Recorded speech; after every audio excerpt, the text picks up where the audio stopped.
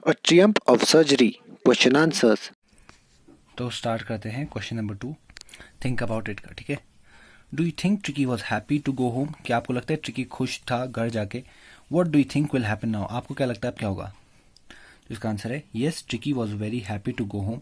Tricky घर जाने के लिए बहुत खुश हुआ, as it took a leap from the doctor's hands to its mistress. क्योंकि ट्रिकी को जब डॉक्टर ला रहा था मिसेस पंफ्री के पास छोड़ने के लिए, क्योंकि अब वो पूरी तरीके से ठीक हो चुका था, तो ट्रिकी ने कूद मारी डॉक्टर के हाथों से, सीधा अपनी मालकिन की गोद में जा बैठा। ठीक है, क्योंकि इनकी मालकिन एक लंबी सी ब्लैक कलर की गाड़ी में आई हुई थी और बैठी हुई थी। ठीक है, एंड जॉयफुली लिक्ड हर, और उनका चेहरा चाटने बैठ गया। Now I think so that somewhere the dog has found joy in running, playing with other dogs and playing with other dogs and searching for food. अब मुझे लगता है कि कई हद तक जो डॉग है वो खुश होता है भाग कर, खेल कर दूसरे डॉग्स के साथ, खाना ढूंढने में, ऐसी एक्टिविटीज़ में उसका मन लगता है, क्योंकि ऐसी एक्टिविटीज़ की वजह से उसका ट्रांसफॉर्मेशन हो पाए, वो मोटे से पतला हुआ। But it now depends on how the mistress would keep it. लेकिन अब ये मिस्ट्रेस के ऊपर डिपेंड करता है, and it also depends on ट्रिकीज mentality. और यहाँ पे आप एक और पॉइंट ऐड कर सकते हैं कि ट्रिकी के ऊपर भी डिपेंड करता है कि वो अब वापस वही लाइफ अपनाता है, लग्जूरियस लाइफ, या फिर जो अभी तक करता आ रहा है वो हॉस्पिटल में बाकी डॉग्स के साथ खेलना वगैरह, उसको चालू रखता है। ठीक है, अब वो ट्रिकी के ऊपर भी है, as she is not aware of the truth behind the actual transformation. क्योंकि मिसेस पंफ्री को ट्रूथ, सच्चाई के बारे में नहीं पता कि ट्रिकी कैसे ट्रांसफॉर्म हो। मिसेस पंफ्री को क्या लग रहा है कि ट्रिकी की एक बड़ी सर्जरी हुई। ठीक है, जबकि ऐसा कुछ नहीं हुआ। अब बढ़ते हैं क्वेश्चन नंबर 3 की ओर। तो क्वेश्चन नंबर 3 है, do you think this is real life episode? क्या आपको लगता है सच में ऐसा हुआ है और मेयर फिक्शन, या फिर ये एक ऐसी मनगढ़ंत कहानी है? और is it a mixture of both, या फिर ये दोनों का एक मिक्स है?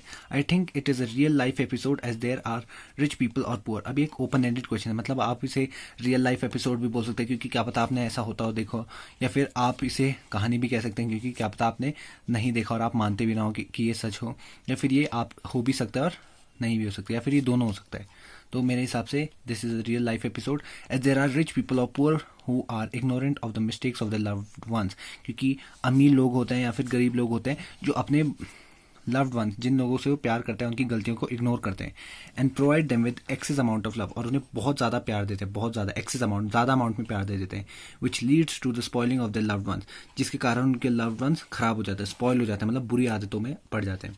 But there are also individuals, लेकिन कुछ ऐसे लोग भी होते हैं हु आर स्मार्ट एनफ, जो स्मार्ट होते हैं। किसकी बात की जा रही है? डॉक्टर जेम्स हेरियट की। To know the real value of life, जिन्हें लाइफ की असली वैल्यू पता होती है, and knows how to live one, और पता होता है कि लाइफ को कैसे जीना है। ठीक है, they can help the others, नहीं, they can help others to reform their life style.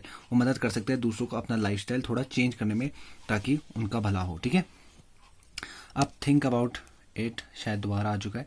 तो क्वेश्चन नंबर 1 है, this episode describes the silly behaviour of a rich woman. आपने क्या पढ़ा इस स्टोरी में? एक बहुत ही बचकाना बिहेवियर। ठीक है, किसका? एक अमीर औरत का, हु इज फूलिशली इंडल्जेंट, क्योंकि वो इंडल्जेंट थी, फूलिश इंडल्जेंट, क्योंकि वो बेवकूफ़ भी थी, और इंडल्जेंट, इंडल्जेंट मतलब किसी दूसरे आदमी को वो करने देना जो करना चाहता है, मतलब चाहे वो गलत हो या फिर सही हो। Perhaps because she is lonely, क्योंकि अकेली भी थी। ठीक है, इसलिए वो ट्रिकी को बहुत ज़्यादा प्यार करती थी। ठीक है, और उसे अपने फैमिली मेम्बर की तरह ट्रीट करती थी।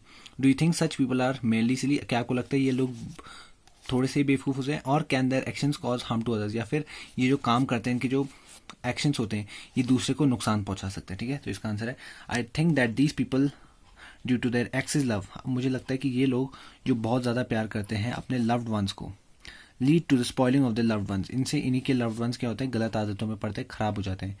Can also lead to harm of the loved ones, और इससे और इनकी इन्हीं हरकतों की वजह से, मतलब ज़्यादा प्यार देने की वजह से इनके लव्ड वंस को नुकसान भी हो सकता है, इनडायरेक्टली, मतलब ना चाहते हुए भी। अब वो अपने लव्ड वन का नुकसान नहीं चाह रहे उन्हें ज़्यादा प्यार करके, बल्कि उन्हें और अच्छे से रखना चाहते हैं, लेकिन इनडायरेक्टली उनका नुकसान हो जाता है उनके लव्ड वंस का, जैसे ट्रिकी का हुआ।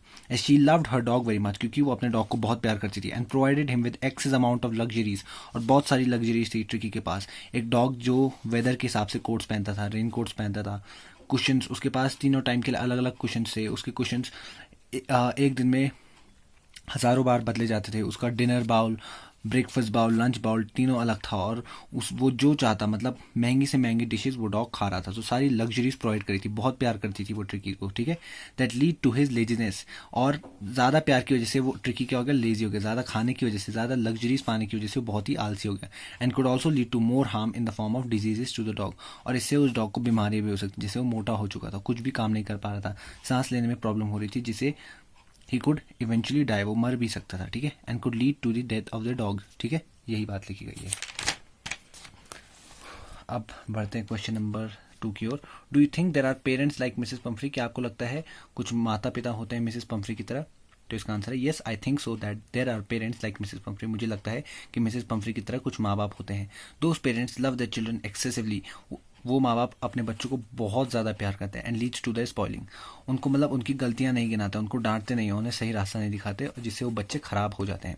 दे are unable to have a strong heart, वो अपने दिल को मतलब मजबूत नहीं कर पाते। And take away luxuries from their children, वो अपने दिल को स्ट्रॉन्ग करके उनसे लग्जरीज, अपने बच्चों से लग्जरीज वापस लेकर उन्हें स्ट्रॉन्ग नहीं बनाते, बल्कि क्या करते हैं, वो उनसे लग्जरीज लेती नहीं है, उन्हें और लग्जरीज प्रोवाइड करते हैं, ठीक है, जिससे वो उनके बच्चे और स्पॉइल हो जाते हैं। That is going to make them aware of the difficulties of life, अगर वो उनसे लग्जरीज ले ले अपने बच्चों से, तो बच्चों को पता चलेगी कि लाइफ में मुश्किलें भी होती हैं। एंड वर्क हार्ड, और हमें मेहनत करके मेहनत से कोई काम करना पड़ता है। तो ये उनके बच्चों को तब पता चलता है जब वो उन्हें लग्जरी से अलग कर लेते, ठीक है। अब question number 3, what would you have done if you were a member, आप क्या करते अगर आप स्टाफ का एक मेंबर होते मिसेस पंफ्री के घर में, या फिर एक नेबर होते मिसेस पंफ्री के, what would you have done, आप क्या करते? What would your life have been in general, आपकी लाइफ जनरल में कैसे होती, ठीक है। If I would have been a household at Mrs Pumphrey, इसमें आप कुछ भी लिख सकते हैं, ये एक ओपन एंडेड क्वेश्चन है, ठीक है। इसके बहुत ज़्यादा आंसर्स हो सकते हैं, बहुत सारे आंसर हो सकते हैं। अगर मैं मिसेस पंफ्री के घर में एक हाउस होल्ड होता, मतलब सर्वेंट होता, ठीक है तो मैं कुछ अलग करता। I would have used my intelligence, मैं अपनी इंटेलिजेंस का इस्तेमाल करता, और ट्रिकी को खाना देने के बदले मैं वो खाना खुद खा लेता। And would provide the dog with only a meagre amount of food, और मीगर मतलब छोटी, MEAGRE, मीगर का मतलब बहुत ही छोटी अमाउंट में उस डॉग को फूड प्रोवाइड करता ताकि उसकी तबीयत खराब ना हो, ठीक है, ताकि उसकी ताकि वो हेल्दी बना रहे। अगर मैं नेबर होता तो मैं क्या करता, if I would be a neighbour I would be not very close to Miss Pumphrey, मैं उनके ज़्यादा करीब नहीं होता। So I would have advise her, इसलिए मैं उन्हें यही एडवाइज करता कि वो उसे कम खिलाए, ठीक है, और उसका ट्रीटमेंट, इलाज कराए किसी वेटनरी डॉक्टर से जब उसकी तबीयत खराब हो गई थी, ठीक है। तो एक एडवाइज ही कर सकता था एक नेबर। हाउस होल्ड में होना एक अलग बात है, ठीक है। वट वुड यू, आप question number 4, what would you have done if you were in the narrator's place, अगर आप नरेटर की जगह में होते तो आप क्या करते? ये भी एक ओपन एंडेड क्वेश्चन है, आप इसके बहुत ज़्यादा आंसर्स दे सकते हैं। नहीं, मैं वैसा नहीं कर पाता जैसे नरेटर ने करा, मैं ट्रिकी का सर्जरी करता और भी क्वालिफाइड डॉक्टर से कंसल्ट करता। आप इसके बहुत ज़्यादा आंसर्स हो सकते हैं, ठीक है।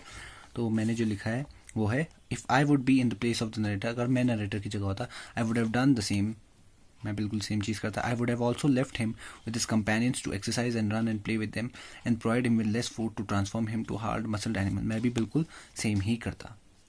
तो ये चैप्टर ख़त्म हो चुका है, अब स्टार्ट करेंगे सेकंड चैप्टर। तो आज के लिए इतना ही। Thank you. I hope you like this video.